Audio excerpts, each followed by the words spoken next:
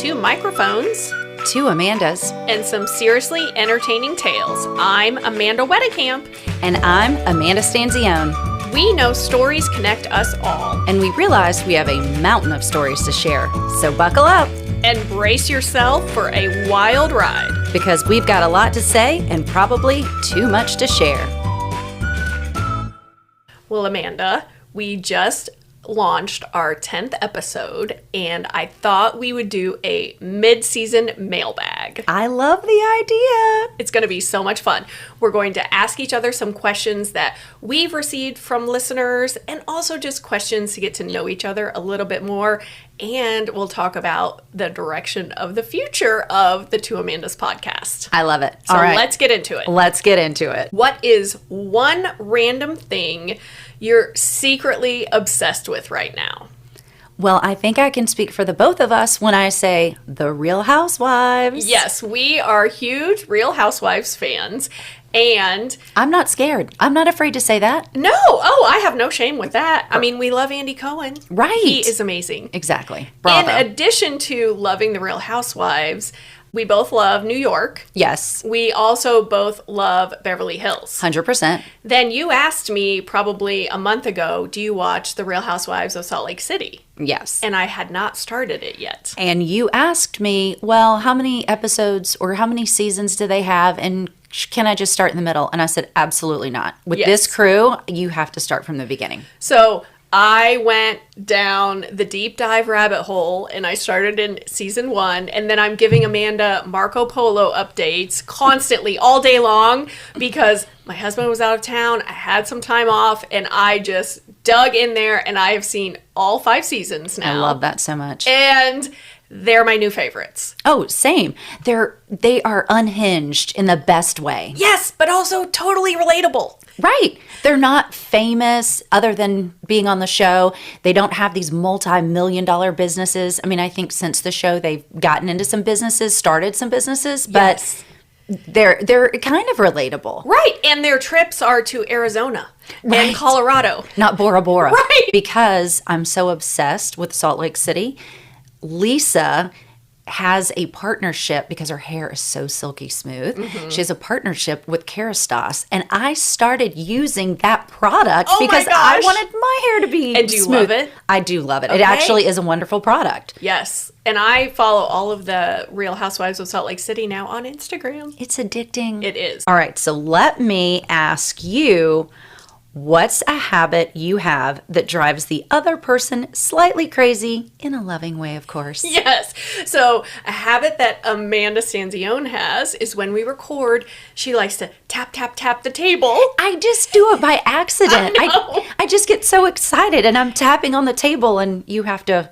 I have to pause the recording And or give just me the say look. like, yep, I'm like, oh, okay, we got to say that again because you're tapping the table because we don't want the audio to sound crazy. Right. But I love it because we're both animated talkers. Yes. And it's so endearing to see you do it. But I'm like, okay, we can't do that. Endearing, but also stop it. Okay, another one.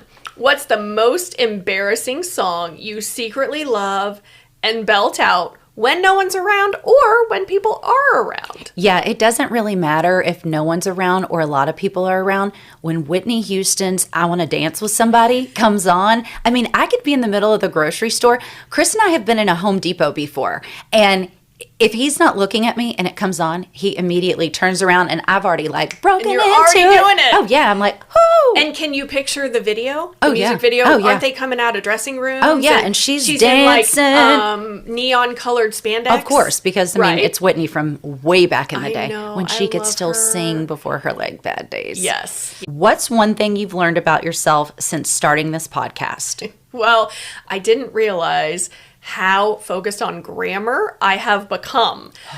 There are times where I will say something like, there's games over there. And I'm like, no, Amanda, it should be there are games over there, not there is games over there. Right. But theirs is such a common term. Yes. You know, and it's the THERE''S. So I'm trying to be more cognizant because I am a teacher at heart. Yes. And proper grammar matters to me. And I get stuck in the was and were. I mean, what is it? Was, were. Yes, has, have, had, is, are, Yes. was, were. And if we're going to talk about writing, when people are like there, and I'm like EIR, ERE, and then they apostrophe RE. Because if you don't know the difference, we might as well all just start pronouncing the L in salmon. I mean, what has the world come to? Oh, so it drives me crazy because I know on social media you can kind of say like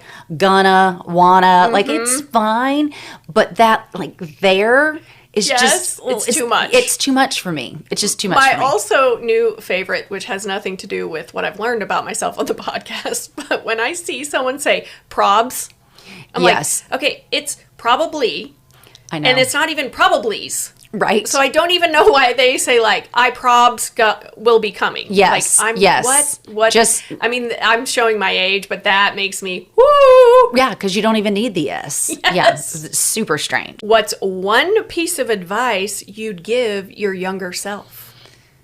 Preventative Botox? Yes. I'm not kidding. I didn't start Botox until I was 40 or 41. Okay. And I don't know why I didn't start it because I was doing peels and I had done microdermabrasion before or micro needling. Yep. And one day I was looking in the mirror and I thought, whoa, I gotta get this. We gotta get this under control. I gotta get this under control.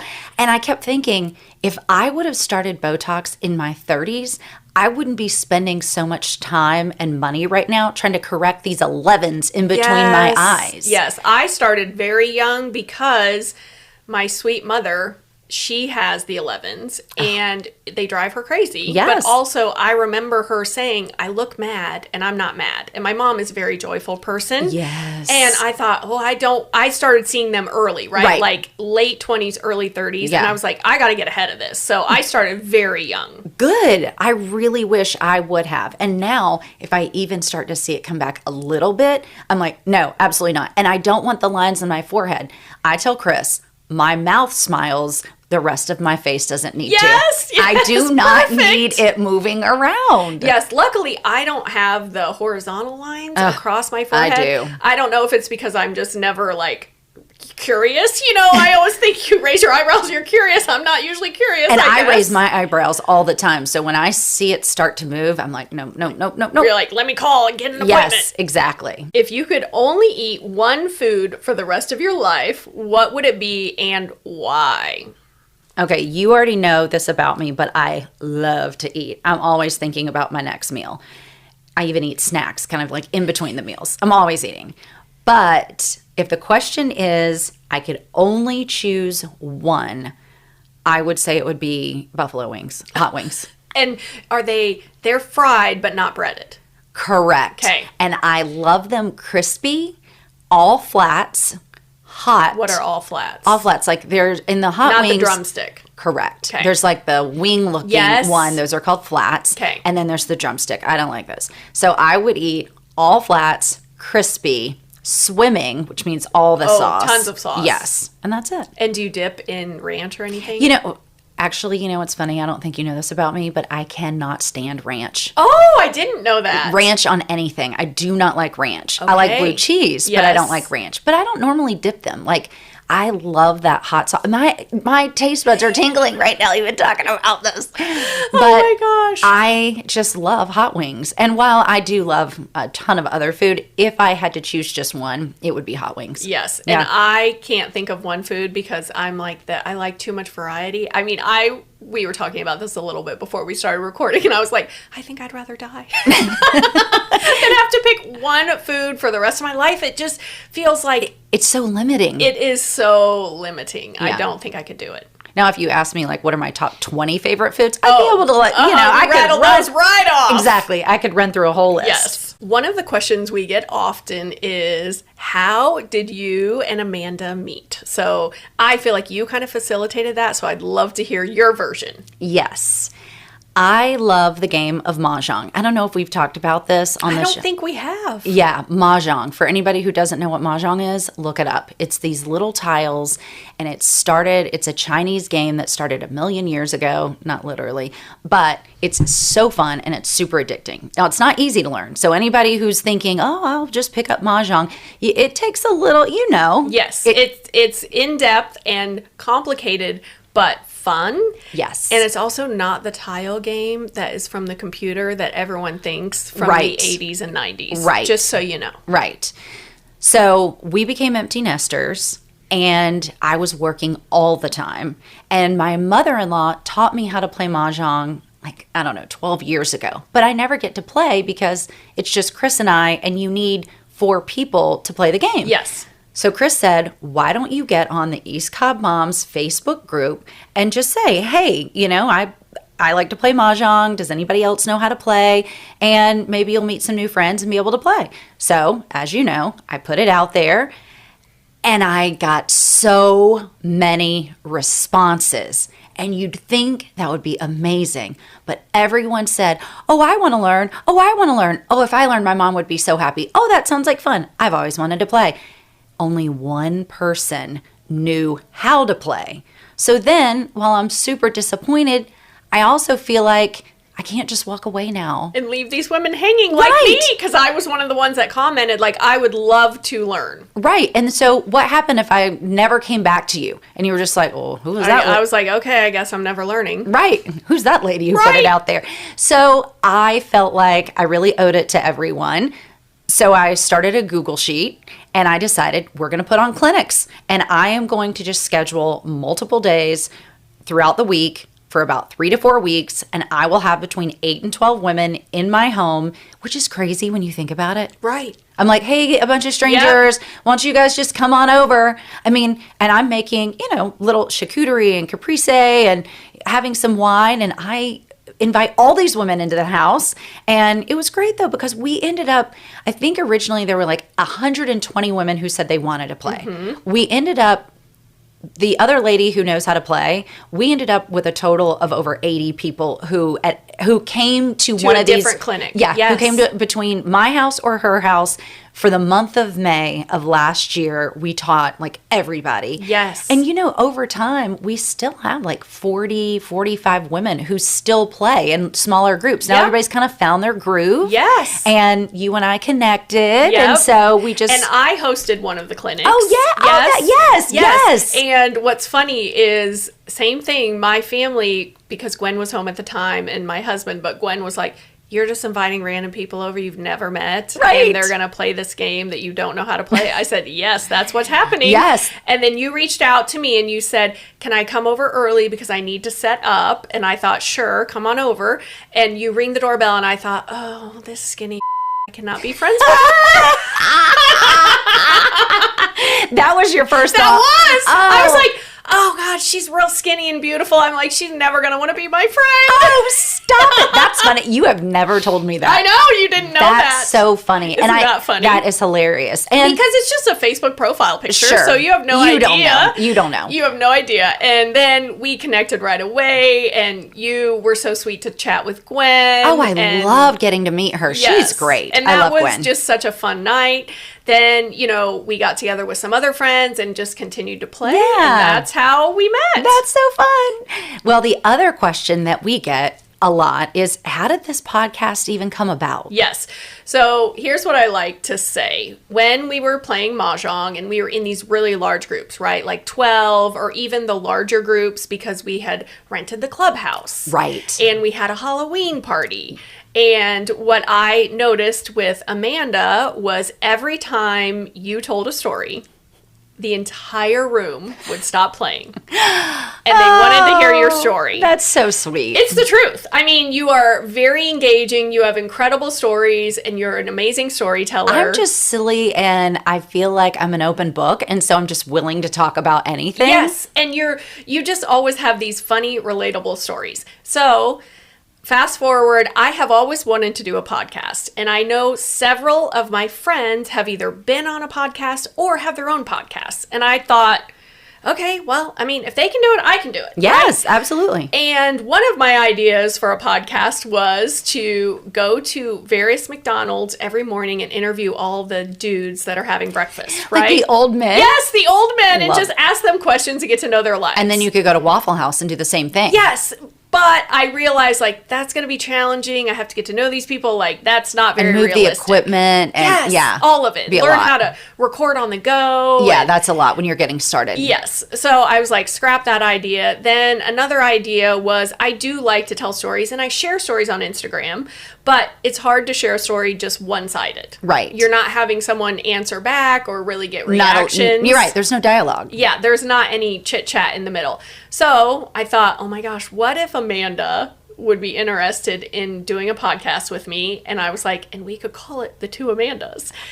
And so I texted you in December, and I said something like, this is crazy, and it might be an absolute no, but have you ever had start a podcast with another Amanda on your 2025 bingo card? And I was like, no, but yeah, that sounds fun. So then we met for lunch. Yeah, we met for lunch. And I love you were like, I don't know how to do any of this. And I don't know anything how to do it. And I said, well, I don't either, but I can figure it out. And I said, great. Well, if you're willing to do that, I'm definitely willing to do the podcast. Yep. And another question that we get is, do you guys just tell your stories off the cuff? Right. And I think that's a really good question. We do not, because we have them all typed out. Because there's just so much detail, and we don't want to miss anything. And we also want to be concise and not run over that 30 minute mark. Right. You and I could just blah, blah, blah, blah, yeah, blah. talk forever. Right. So another question that's great is, what's a common misconception we think listeners might have about ourselves? I think that people, you and I get along so well, I think that people might think that we come from the same background, like we grew up the same way. And that could not be further from the truth. We grew up in different parts of the country. We grew up with different parents, different styles, different home life. Like, we actually could not be more different. Yes, I totally agree. And one example of this, and this is a great party starter question, is when you were growing up, what about someone's home life or home meant they were rich to you? And it's so funny when you and I started discussing this, and I said, stairs, like second level. Yes, like if someone had stairs in their house. Exactly. If you went to someone's house and they had stairs and you went to an upstairs, whew, you're like, they're loaded. They got money. Yes. And I grew up with a house with stairs, so that didn't seem like I was loaded. Right. And I grew up on a lake, and so for me, anyone who grew up on the lake and also had a pool, like an in-ground pool, they were loaded. And you know what? They probably were, because that seems insane to me. I'm thinking stairs in your home, and you're thinking, well, not just a boat, because we had a boat. But if you had a pool and a boat and you lived on the lake, I'm thinking all of that is rich. Yes. Okay, what's one topic you've been hesitant to discuss on the podcast, but are maybe open to exploring it in the future? I think this is a really good one, because we talk about our own vulnerabilities, and we talk about the fact that there is some darker parts of our lives that we don't necessarily want to share, but we might have some anecdotal stories around those. So for me, that would probably be my parents' divorce. They got divorced when I was 29 years old. Yeah. They had been married over 35 years. Which is crazy. You don't see people over 35 years. It's like, look, we made it this long, we might as well just keep going. Well, and when they called to tell us they were getting divorced because they said they weren't happy, I was like, I don't know anyone that's been married 35 years that's happy. That's exactly what I said to them. Now, I would disagree with that now, because I'm not close to 35, but I'm close to 30, and I'm super happy. You're super happily married. Yes. So I do believe that you can be happily married after But you were so many years. Shocked, I'm sure, that you're like, that's a stupid reason. Yes. Yeah. So I will share more about that coming up. What's been the funniest behind-the-scenes moment we've had while recording the podcast that our listeners don't know about? Well, there was a time, I guess it was a few episodes ago, that we were recording, and I was mid-conversation telling a story, and suddenly, pop, my bra comes undone. My bra just pops open in the front. And I don't even usually wear bras that clasp in the front, but for some reason I was, and just mid-conversation, it just pops open. And I said, oops, we got to stop for a second. And it was so funny, because you were in the heat of the moment of the story, and you're talking, and then you're like, hold on. And I'm like, oh no, what's, you're like, my bra just popped open. I was like, oh my gosh, this is so funny. And we've got to take a break for me to strap these puppies back in. That was so funny. All right, Amanda. So what are your hopes and dreams for the future of the Two Amandas podcast? Well, we love to say this is our season 1. Yes. So we're in the mid-season 1 mailbag episode. And I think it's been so successful. Yes, we have had a great reviews from listeners. We get great feedback from you guys. We love how dedicated you are. So many of you tell me, we want episodes every week. And I'm like, we don't have it in us yet. I mean, we're having so much fun, but yeah, we're just kind of getting into our groove now. Yes. So we have the rest of season 1 mapped out. And then we're excited to tease some up and coming things for season 2, which will include some of your stories. I can't wait. I know. So if you do have a story that you want us to share, we will be sharing the stories and adding our own, funny spins to them. Yeah, and just our thoughts and feedback on the story. Yes, and some of them will be shocking because the other person won't have heard it yet. Right. So it'll be natural reactions, which we love. And I love that these are stories that people don't really want to share themselves, but they're fine with us sharing. Yes, and they will be as anonymous as you would like. So if you want us to just use your initials or your first name or even fake name, we can do that. Yeah. But we know you have some incredible tales because we've heard some of them already. And I cannot wait to share those. Yes. So we just want to thank you so much for listening. Please share your favorite episode with your BFFs, with your family and your friends, because we love how much this podcast is growing. Yes, and it's meant so much to me. And I just love being your podcast co-host. It's the best.